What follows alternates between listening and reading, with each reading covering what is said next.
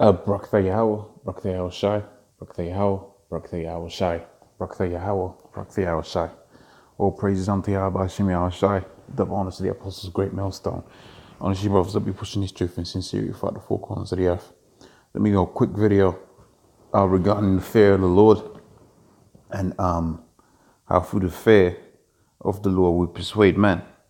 Okay, so pretty much it says here in the book of Proverbs, the first chapter and the 7th verse, the fear of the Lord is the beginning of knowledge, but fools despise wisdom and instruction.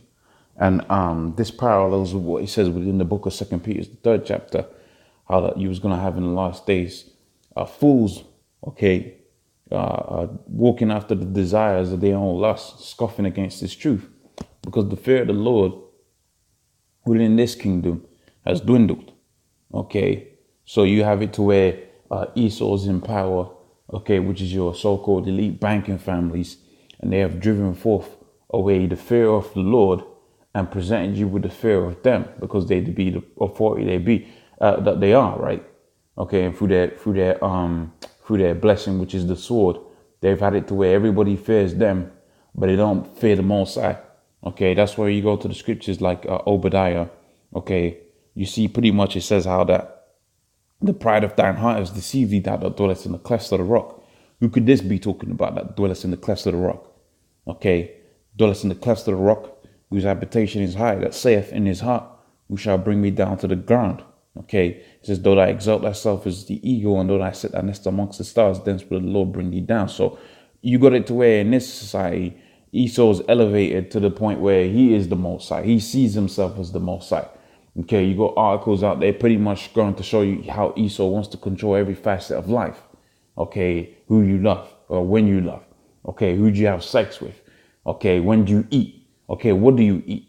Esau wants to control all of those facets of life. And so the fear of the Lord has dwindled. People would rather fear how their employer feels about them, doing the work of Yahweh Hashem El Shai. Okay, you've got a lot of cats out there that don't want to do the work of Yahweh Hashem El Shai through the fear of Esau and losing their job.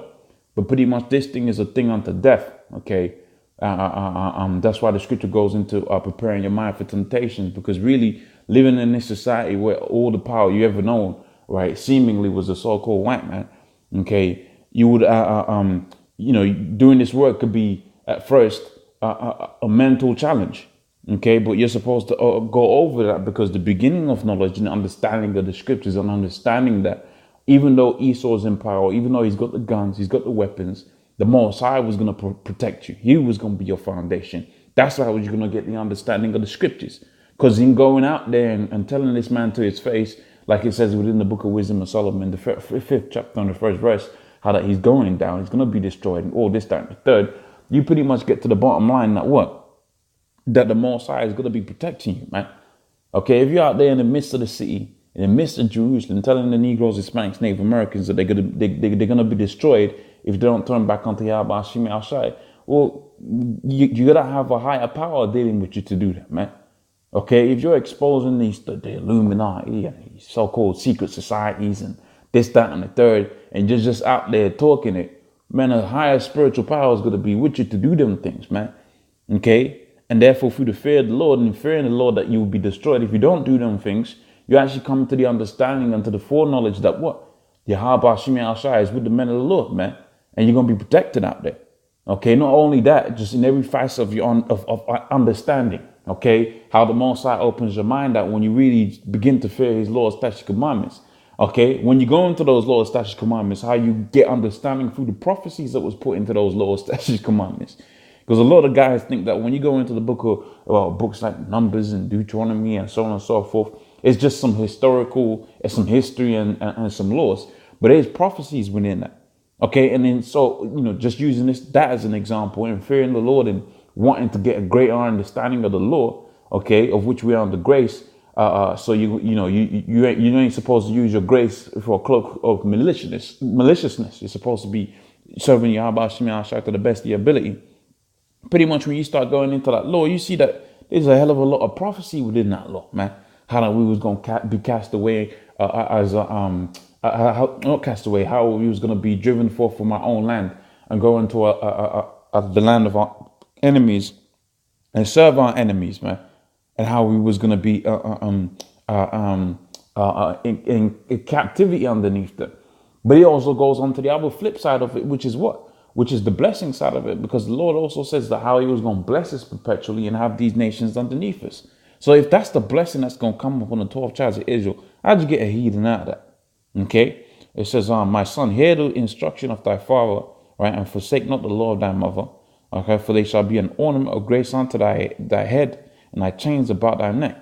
Okay? So it says, my son, if sinners entice thee, consent now not. Okay? Because you got the fear of the Lord, so you ain't going to be vested in, when, you ain't going to be in with this Christmas thing. Because that's the thing of the heathens.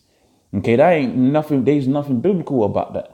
But you got it to where we're living in a sinful kingdom, as pursuant to the book of Amos, the 9th chapter and the 8th verse. Okay? We're living in a sinful kingdom. You're going to have sinners left, right, and center, man. Right? Doers of iniquity. They're all up into Christmas, Easter, all of these different festivals. But you tell them to quote a Bible verse. Okay, all they can quote you is, God is loving. For so the Lord gave his only begotten son that he should save the world, etc., etc. And not having no understanding, they just blindly go about these pagan philosophies, okay, quoting that it has something to do with the truth. When in actual fact, it has nothing to do with the truth, nothing to do with the biblical understanding. All it has to do with is with iniquity, man. Okay, so it says, behold, the eye of the Lord power upon the sinful kingdom, and I'll destroy it from off the face thereof, saving utterly, I will not destroy the house of Jacob, saith the Lord. Okay, so we're living in a sinful kingdom, man. Okay, and as the scripture saith there, if for my son, if sinners entice thee, consent thou not. Okay, because you was going to be left as a remnant. Okay, you was going to be left as a monument, so to speak, as a symbol. Okay, as saying, look, this is how you're supposed to conduct yourself, man. You ain't supposed to be in the philosophies of the heathens. You ain't supposed to be in the philosophy of Christianity. That's going off. You are, however, supposed to be fearing Yahweh Shai and consenting to the will of Yahweh Shai. Matter of fact, when you go to the book of Ecclesiastes, the 7th chapter and the 7th verse, it says, the 12th chapter. Okay, let me get it.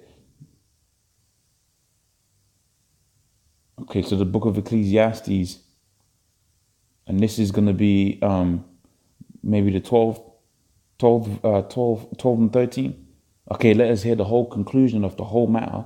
Fear Yahweh Shai and keep his commandments, for this is the whole duty of man.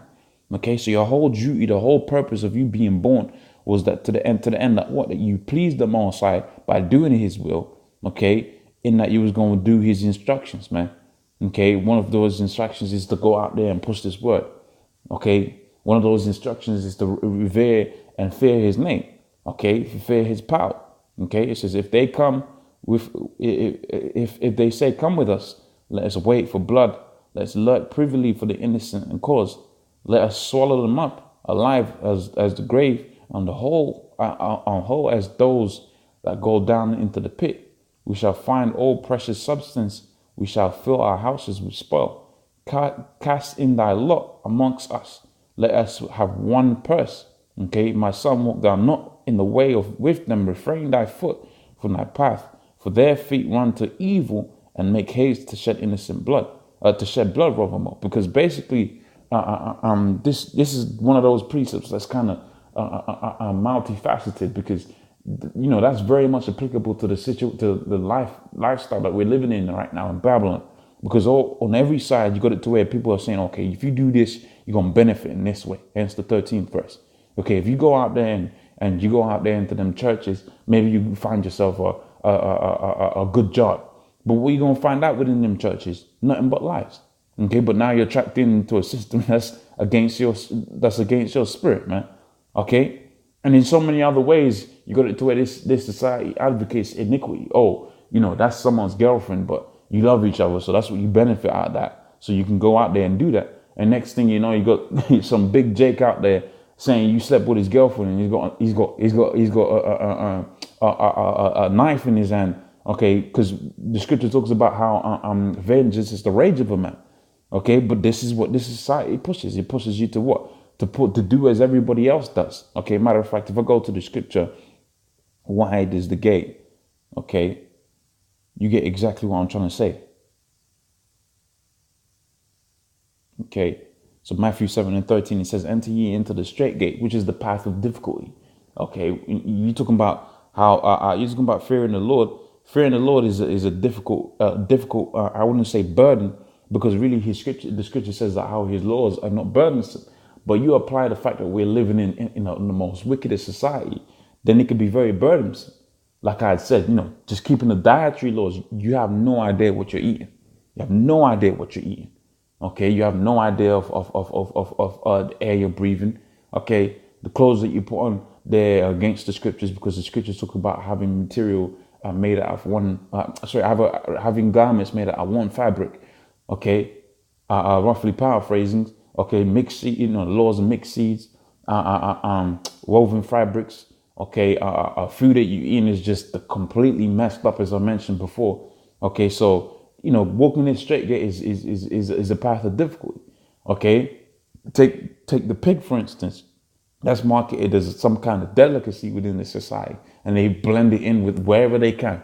Whether you're having breakfast, lunch, okay, or dinner, you just have to have that pork chop somewhere in it. You have to have some bacon or pork chop or a slice of pig somewhere in there. Okay, that's why the scripture says entering into the straight gates, because this thing really in a wicked society, righteousness is always going to be difficult. And vice versa in a righteous society, okay, hence a righteous ruler, okay, wickedness was going to be difficult, because there was going to be measures put in place to sustain either good or bad with the respective situation in mind. Okay, so it's enter into the straight gates, for wide is the gate and broad is the way that leadeth into destruction, and many there be that be at. Okay, so you're going to have a lot of people out here going to be destroyed, because their feet are swift to run to mischief. Okay, for their feet run to evil and make haste to shun innocent blood. Surely in vain the net is spread in the sight of any bird. It says, and they wait to their own blood. They lurk privily to their own lives. And that's going to show you that even though these guys may look to profit, okay, in the short term, okay, and they may get the precious stones and this, that, and the third, the end all be all of these individuals that be working in iniquity is that they're going to be destroyed. Okay, and I'll finish off with this precept. It says, it's a Psalm of David. It says, fret not thyself for evildoers, neither thou be envious of the workers of iniquity. You're going to stay steadfast in fearing Yahweh Shem Yahushai. Okay, in fact, it says that. It says, but let me go to the third verse, and I finished off in the second verse, because it says, trust in the Lord, okay, which is to fear the Lord, and do good. Okay, so thou shalt dwell in the land, and verily thou shalt be saved, because the scripture talks about how the men of the Lord is going to be fed within the day of calamity. So when you got Jacob's trouble, left, right, and center, the scripture talks about how the men of the Lord is going to eat, but these other individuals wasn't going to eat. Okay, let's go to the second verse. It says, for they shall soon be cut down like the grass, and wither as the green herb. Okay, and so the fourth verse, let me just finish up there. It says, delight thyself also in the Lord, and he shall give thee the desires of thine heart, which shall come at the what? At the latter end. In fact, one more precept. Okay, the book of Revelations, the 2nd chapter and the 25th verse. Okay, that goes into it a little bit. It says, but that which you have already hold fast until I come, which is the fear of the Lord. Okay, the keeping of his ordinances, the commandments, doing his work. Okay, the understanding. You're supposed to hold fast to that until the Lord comes back. It says, and he that overcometh and keepeth my works unto the end, to him will I give power over the nations. So all of these things that the Lord has promised, that's for that's for the end. Okay, when the beginning of righteousness is. Okay, if you're flossing in a wicked society, then you're gonna be wicked, man. But if you're flossing in a righteous society, you're boiling out in a righteous society, then guess what? You're gonna be boiling out in righteousness, man.